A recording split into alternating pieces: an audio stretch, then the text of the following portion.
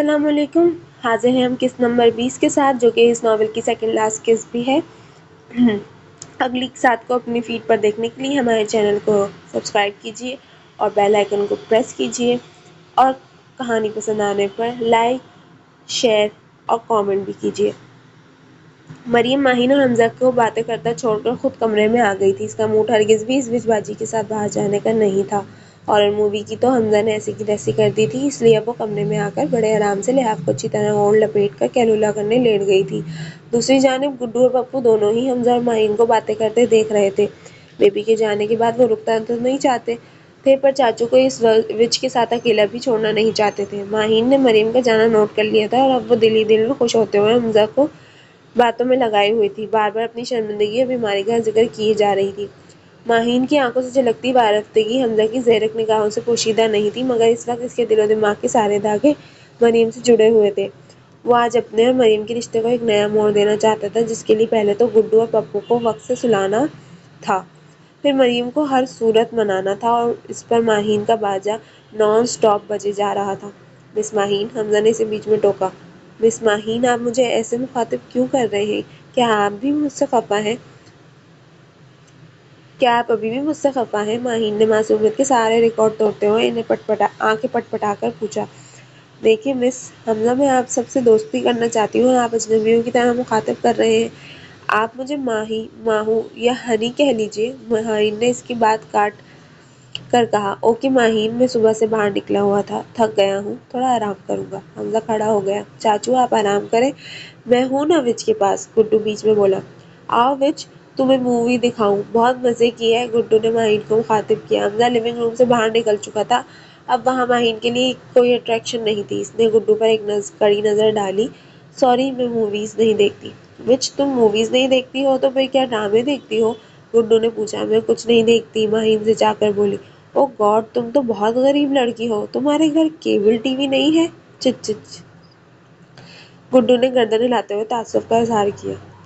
مگر وچ، پھر تمہیں میرے چاچو کو پلٹانے کے آئیڈیاز کدھر سے آتے ہیں؟ گڈو نے سنجیدگی سے پوچھا. ماہین نے گھور کر اپنی عمر سے کہیں زیادہ میچور گڈو کو دیکھا.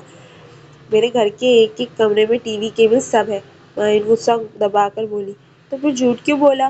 اچھا اچھا، تم لیڈی ولن ہو نا، اور ولن تو جھوٹے ہوتے ہیں اور بار بار گردن گھما کر اپنی بات ریپیٹ کرتے ہیں، اور ہیرو کو پٹانا ہی تو ولن آنٹی کا کام ہوتا ہے. اور پتہ ہے، ولن آنٹی جب سو کے اٹھتی ہے نا تو اس کی بھی لپس ڈریکولا کی طرح ریڈ ہوتے ہیں. تمہارے بھی ہے. گڈو نے سر دنا. وچ، کیا تم بھی کالی ماتا ٹائپ ریلیجن سے ہو؟ ماہین دل ہی دل میں گڈو پر لعنت بھیجتی واک آؤٹ کر گئی.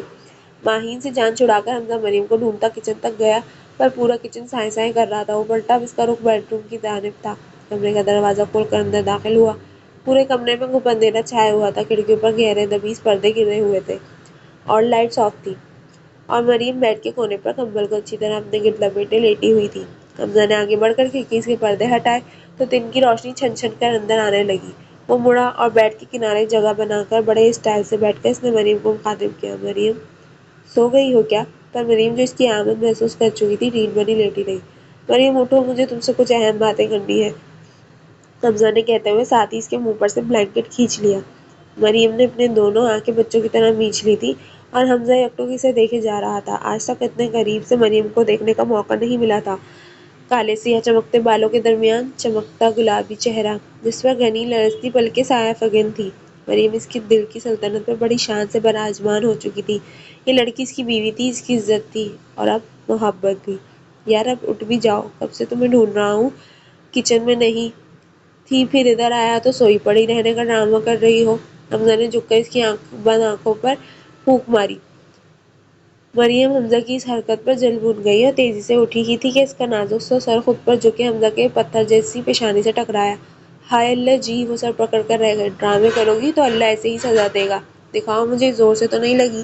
حمزہ نے اس کے ہاتھ اپنی گرفت میں لے کر ماتھے سے ہٹائے. حمزہ بغور اس کی سبھی پیشانی دیکھ رہا تھا، جس پر گھبراہٹ سے پسینے کے قطرے ابھر آئے تھے.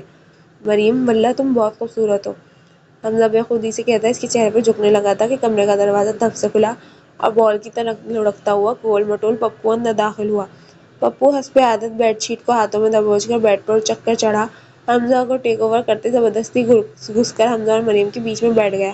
بیبی جلدی چلو، ہمیں کالی ماتا بنانی ہے، پپو نے اپنے آنے کا مقصد بتایا۔ پپو، حمزہ نے شوق سے اسے دیکھا۔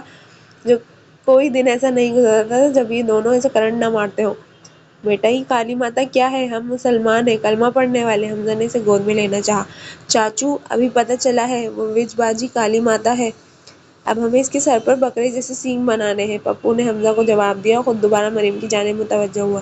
بیبی چلو، گڈو ویٹ کر رہا ہے، مگر تم لوگ اس بچائمین ماہین کے سینگ کیسے اگاؤ گے؟ حمزہ نے بھویں اچکا کر ان شیطانوں کا ارادہ جانا چاہا۔ چاچو، بیبی ہمیں کچن سے لوہے کی راڈ نکال کر دے گی جس پر آپ کا باپ بناتے ہیں، پھر گڈو اسے وچ کے سر میں ٹھوک دے گا، ڈھم ڈھم کر کے۔ پپو نے اسے ناسمجھ کو ہاتھ سے تھوڑے چلانے کا اشارہ کر کے سمجھایا۔ یا اللہ، یہ دو دہشت گرد! حمزہ ان کا ارادہ جان کے لرز اٹھا تھا۔ پپو چلو اپنے کمرے میں گڈو کو بھی بلاتا ہوں، اب سو جاؤ۔ حمزہ سختی سے بولا۔ چاچو، ابھی نیند نہیں کرنی، ابھی تو ڈنر بھی نہیں ہوا۔ پپو نے منہ بسوڑا۔ اچھے بچے بحث نہیں کرتے، ابھی تھوڑا آرام کر لو، پھر رات کو پیزا منگوا کر دوں گا، حمزہ نے لالچ دیا۔ بیبی ہیلپ می، پپو نے مریم کو پکارا۔ اس سے پہلے پپو کی بیبی تڑپ کر پپو کے چاچا کے ارمانوں کا خون کرتی، حمزہ جلدی سے بول اٹھا۔ پپو، بیبی کو چوٹ لگی ہے، اسے آرام کرنے دو۔ پپو کی تو اپنی بیبی کی چوٹ لگنے کی سن کر ساری بابتا امڑ آئی۔ وہ حمزہ کو کراس کر کے مریم کے پہلو میں آیا۔ بیبی چوٹ کدھر ہے؟ بڑے تشویش سے پوچھا۔ مریم بھی اپنے ہمدرد کو دیکھ کر پھیل گئی، اپنے ماتھے کی جانب اشارہ کیا۔ پپو نے بڑے پیار سے اس کے ماتھے پر کس کیا۔ اب ٹھیک ہو گئی؟ اس نے معصومیت سے پوچھا۔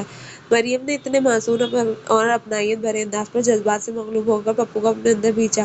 پپو بیٹا، اب میں بالکل ٹھیک ہو گئی ہوں، چلو چل کر گڈو کو دیکھتے ہیں، مریم اسے گود میں لے کر کھڑی ہوتے ہوئے بولی۔ کدھر میڈم؟ تم ادھر آرام کرو، میں گڈو اور پپو کو دیکھ لوں گا۔ حمزہ نے اس کا راستہ روکا۔ آخر میرے آرام پر اتنا زور کیوں ہے؟ کیوں مجھے سوتے ہوئے قتل کر کے اسی کالی ماتا کے ساتھ دال میں کچھ کالا کرنے کا ارادہ تو نہیں ہے؟ مریم نے حمزہ کو مشکوک نظروں سے دیکھا۔ استغفراللہ، تم اور تمہارے یہ دو چیلے، تم لوگوں کے منہ لگنا ہی نہیں چاہیے۔ جاؤ جا کر اپنے موٹے بلے کو ماہین کا خون کرنے سے بچاؤ، ورنہ جتنا میں اسے جانتا ہوں وہ اس کے سر میں سینگیں ٹھوکے بغیر نہیں مانے گا۔ حمزہ کروٹ لے کر لیٹ گیا۔ مونا، مریم گھٹکارا بھر کر پپو کو گود میں اٹھائے باہر جانے لگی کہ پیچھے سے حمزہ نے آواز لگائی۔ سنو، کھانے میں سندھی بریانی اور چپلی کباب بنا لینا، اور سلاد رائتا ساتھ میں۔ مریم تیزی سے پلٹی۔ وہ پیزا، اس کا کیا ہوا؟ میں اتنا مشکل کھانا کیسے پکاؤں گی؟ پیزا تمہاری عقل مندی کی نظر ہو چکا، میں ویسے ہی بہت پک چکا ہوں، اس لیے جاؤ اور کھانا پکاؤ۔ حمزہ روڈلی ہو کر بول کر منہ پر تکیہ رکھ کر لیٹ گیا۔ مریم اس سنگمن کو غصے سے دیکھتی باہر چلی گئی۔ کیا فائدہ ہے ایسے عاشق کا جسے ہر وقت کھانا ہی سوچتا ہے۔ مریم گڈو اور پپو دونوں کو لے کر باہر گارڈن میں جھولے پر لے آئی تھی اور بڑی مشکل سے ان کو کالی ماتا کے سر پر سینگ اگانے سے روکا تھا۔ کافی دیر تک کھیل کود کے بعد تینوں اندر آئے، بچوں کو ان کے کمرے میں بھیج کر اب وہ خود کچن میں تھی۔ کافی دیر تک یوٹیوب پر سندھی بریانی کو سرچ کرتی رہی، پھر بالآخر ایک ترکیب کو سلیکٹ کر کے کام شروع کیا۔ مارے باندھے ہی صحیح پر بریانی بن گئی تھی، بس کبابوں کا کچومر بن گیا تھا۔ پر کچومر سے کیا ہوتا ہے، ذائقہ تو اچھا ہے، یہ سوچ کر وہ خود کو تسلی دیتی سب کو کھانے کے لیے بلانے باہر گئی۔ گڈو، شاباش، بھاگ کے جاؤ اور اس بچ کو ڈنر پر بلا لاؤ، اور پپو تم۔ اس نے پپو کو دیکھا جس کے سارے ہاتھ اور منہ پر چاکلیٹ لگی ہوئی تھی۔ پپو اٹھو، میں تمہارے ہاتھ منہ دھلوا دوں۔ وہ پپو کو کھڑا کرتے ہوئے بولی۔ پپو کو تیار کر کے کچن روانہ کیا اور حمزہ کو اٹھانے آئی۔ حمزہ اٹھو، کھانا کھا لو، مریم نے آواز لگائی۔ حمزہ ٹس سے مس نہیں ہوا، اس کے خراٹے جاری تھے۔ مریم نے قریب آ کر اس کا بازو جھنجھوڑا۔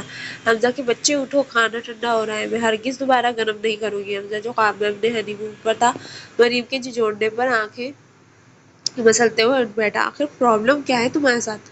نہ جاگتے ہوئے میرے پاس آتی ہو اور نہ خواب میں پاس آنے دیتی ہو۔ حمزہ نے بیٹھ کر ایک طویل انگڑائی لی۔ جلدی آؤ، سب کچن میں تمہارا انتظار کر رہے ہیں۔ مریم اسے ہدایت دیتی جانے لگی تھی جب حمزہ نے سرعت سے اس کا ہاتھ پکڑ کر اسے ایک جھٹکے سے اپنے پاس بٹھایا۔ مسز حمزہ، حمزہ نے اس کی آنکھوں میں جھانکا، کیا تم مجھے بتا سکتی ہو کہ تم مجھ سے بچنے کی ناکام کوششیں کیوں کر رہی ہو؟ حمزہ نے اس کی کلائی پر دباؤ ڈالا۔ حمزہ، سب انتظار کر رہے ہیں، کوئی پرواہ نہیں، تم مجھے میرے سوال کا جواب دو، ورنہ آج کی تاریخ میں تم ادھر سے نہیں ہل سکو گی۔ پلیز چھوڑ دو۔ مریم کی آنکھوں میں نمی اتر آئی جسے حمزہ نے بڑے پیار سے صاف کیا۔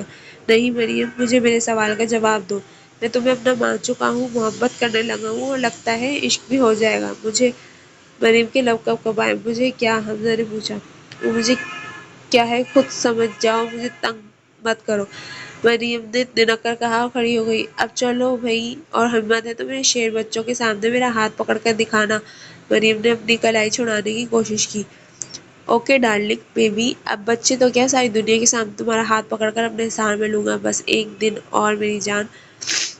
حمزہ نے اس کی کلائی آزاد کی۔ ماہین ساری رپورٹ اپنے بہنوئی کمشنر کو احمد کو دے چکی تھی اور ریسٹورینٹ کا نام اور ٹائمنگ بھی نوٹ کروا چکی تھی۔ بس اب کل کا انتظار تھا جب وہ ڈنر کے بہانے ان سب کو باہر لے کر جاتی اور اس اوپن ریسٹورینٹ میں مریم کو اس کے تایا کے بھیجے گنڈے گولی کا نشانہ بنا لیتے۔ احمد بھائی خیال رکھیے گا، گولی مریم کو لگنی چاہیے، حمزہ کو نہیں، ماہین نے ایک بار پھر ریمائنڈ کروایا۔ ابھی وہ بات کر ہی رہی تھی کہ دروازہ کھلا اور گڈو اندر آیا۔ وچ بیبی ڈنر کے لیے بلا رہی ہے، یہ کہہ کر وہ بھاگ گیا اور ماہین شیشے کے سامنے کھڑے ہو کر اپنا حلیہ درست کرنے لگی۔ مریم کچن سمیٹ کر کمرے میں آئی۔ حمزہ بچوں کو سلانے ان کے کمرے میں تھا۔ سب سے پہلے مریم نے بیڈ پر تکیوں اور کشن سے سرحد بنائی، پھر کمبل میں سر سے پیر تک پیک ہو کر سونے لیٹ گئی۔ پپو سو چکا تھا، اب حمزہ کی توجہ گڈو پر تھی۔ گڈو اب سو جاؤ، کل بہت بزی ڈے ہے۔ حمزہ نے اس کے سر پر ہاتھ پھیرا۔ گڈو بستر پر اٹھ کر بیٹھ گیا۔ چاچو کل وچ کے ساتھ ڈنر پر نہیں جانا، وہ گندی ہے، کرمنل ہے۔ گڈو حد سے زیادہ سنجیدہ تھا۔ بری بات گڈو، وہ گیسٹ ہے، ایک دو روز میں اپنے گھر چلی جائے گی۔ حمزہ نے ٹوکا۔ چاچو وہ فون پر ریسٹورینٹ میں بیبی کو گولی مارنے کی بات کر رہی تھی۔ گڈو نے اسے آگاہ کرنا چاہا۔ گڈو تم اور بیبی اسے تنگ بھی تو بہت کرتے ہو سکتا ہے وہ اپنی سسٹر سے غصے میں بول رہی۔ چاچو آپ چاچو کے بھتیجے، میں ہوں نا، کچھ نہیں ہوگا تمہاری بیبی کو، اب تم جلدی سے سو جاؤ۔ حمزے سے بلینکٹ اڑا کر تھپکنے لگا۔ گڈو کے سونے کے بعد حمزہ لائٹ آف کر کے باہر نکلا۔ اس کے وجیز چہرے پر بلا کی کرختگی تھی۔ جاری ہے۔